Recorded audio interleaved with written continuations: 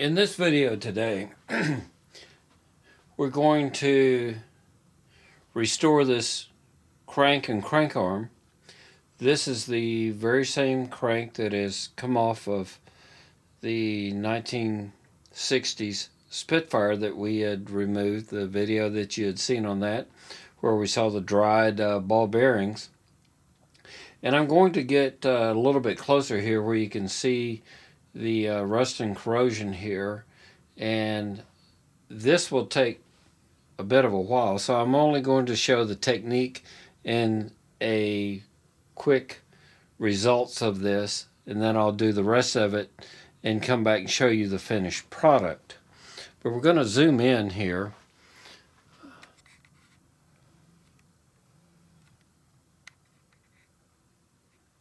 Where you can see that the corrosion is really not terrible. I've done worse, but still it's something that needs to be addressed and can come out really nice looking in the end.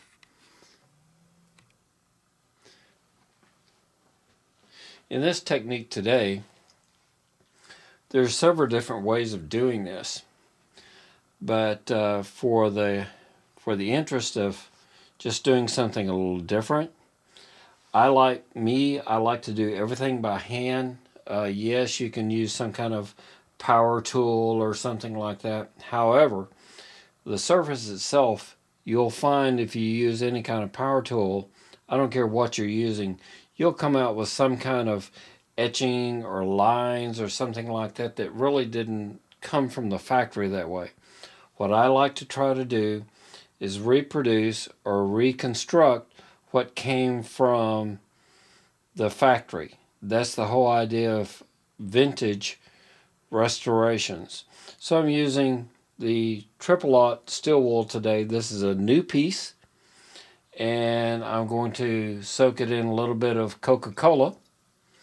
And this is addressing acid in this particular Coca-Cola. You can use vinegar. It'll do the same, pretty much the same thing. And the results is pretty quick here. As you can see, this will fill up or get real flat pretty quickly. So you need to just pull that. Now you have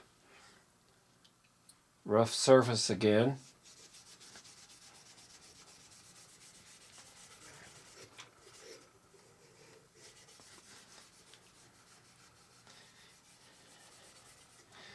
And take the rest of this out of the vise. The vise grips themselves. The jaws they are padded. You'll always want to have everything padded. Stay away from clamping down on any of the threaded area here. And if you have to just lay something on top like this, do that. I'll go ahead and show you that.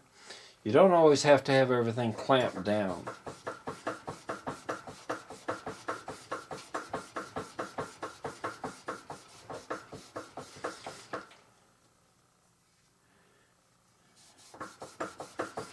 As you can see, the results is pretty quick on this.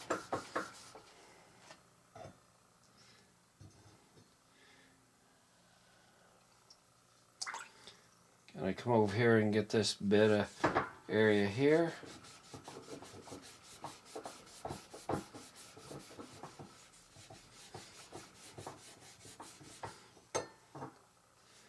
And just keep turning and working this. Now I'm using quite a bit of pressure here. This is not one of those gentle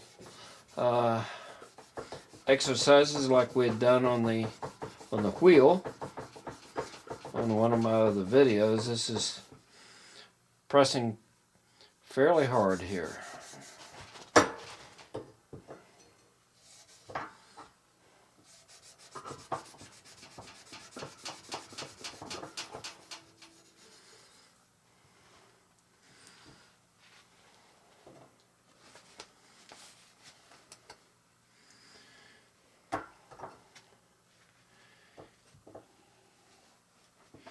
you can see the end results with this.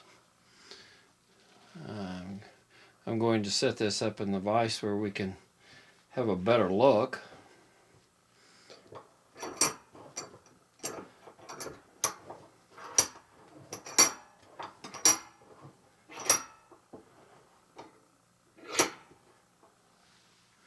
Okay, we'll get a close-up of this.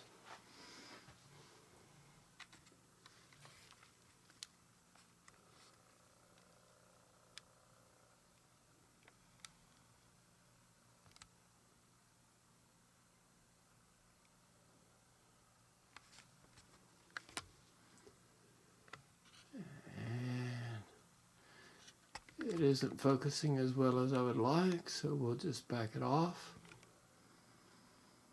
You can see that it's going to come out really good. We'll keep working on this, and I'll get back with you in a bit.